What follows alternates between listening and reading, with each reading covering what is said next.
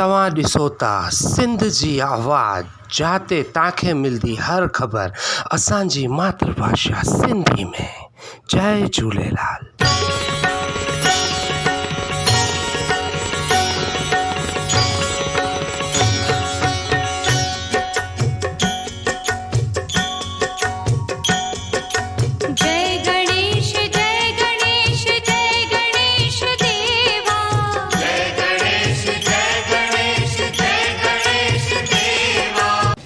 S India TV में तव्हां सभिनि जो स्वागत है। मां राष्ट्रीय संवाददाता कमल वर्धानी तव्हां सभिनि जो स्वागत करे रहियो आहियां।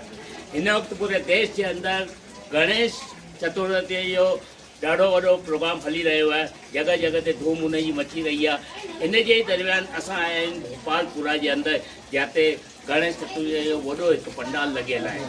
इहो जेको पंडाल आहे इहो असांजो कुकरेजा परिवार लॻाईंदा आहिनि ऐं लगातार 22 साल खां वठी इहे लॻाईंदा अची रहिया आहिनि। ऐं हिन पंडाल जी इहा ख़ासियत आहे कि हिते ॾाढी सुंदर सजा कई वई आहे ऐं श्री गणेश खे जेको आहे श्री कृष्ण जो स्वरूप ॾिनो वियो आहे, उनखे उन आधार ते सजायो वियो आहे। ऐं ॾींहों ॾींहुं हिते भक्तिमय इहो वातावरण थींदो थो रहे ऐं हिते माण्हू ईंदा था रहनि।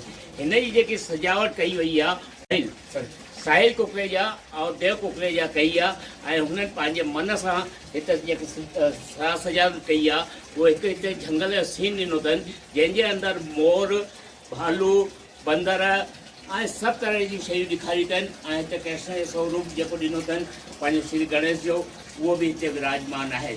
ॿई टाइम हिते आरती कई वेंदी आहे, सुबुह शाम कई वेंदी आहे। गणेश जीअ खे हिते प्राण प्रतिष्ठा करे करे हिते छा नालो विहारियो वेंदो आहे। हिन दफ़े 10 फीट जी हीअ पंहिंजी मूर्ति हिते रखी वई आहे, जंहिंजी प्राण प्रतिष्ठा करे करे हिते रखी वई आहे। हितां जी हिकु ॿिए ख़ासि जेकी मूंखे ॻाल्हि पई आहे, जीअं मूंखे सूचना मिली आहे कि श्री गणेश हिते 22 सालनि खां मञाइनि था पिया, लेकिन इहो श्री गणेश ॾाढे नंढे स्वरूप में हिकु भाई साहब मूंखे ॿुधायो कि असां हिते रखियो होसीं। हेॾा कैमरामैन थोरो हेॾे कैमरो ॾेखारींदा कि हिते रखी हुई, त उन खां पोइ वरी हिन घर जो नवीनीकरण कयो वियो ऐं सुठी तरह सां घर करायो वियो। उन खां पोइ हिन गणेश जी मूर्तीअ खे हिन जॻह ते रखियो वियो, त संजोग सां हिते हिकु दुकानु ठही वई आहे। हाणे हुन भाई साहब जो चवणो आहे कि असां गणेश जी मूर्तीअ खे हिन दफ़े हिन विहारियो आहे, त मथां श्री गणेश जी असांजी मथां महिरबानी थींदी।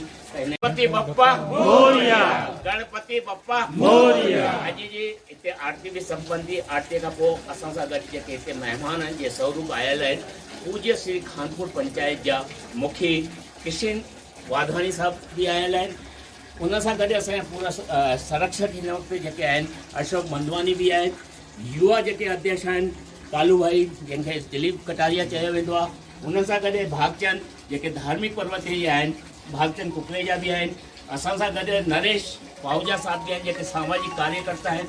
किशन जी कटारिया साहब बि आयल आहिनि जेके हमेशह हर धार्मिक कार्यक्रम में हूंदा आहिनि। राजकुमार जी बि गॾु आहिनि, गॾु गॾु लक्ष्मण साहित्या बि गॾु आहिनि।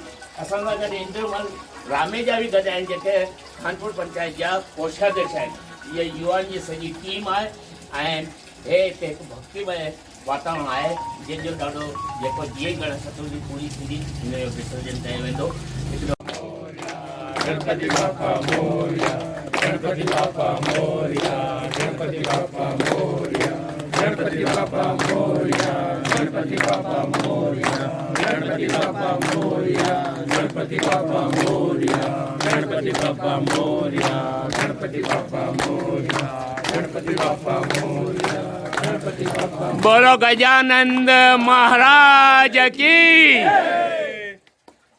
बोल हर हर महादेव की जय।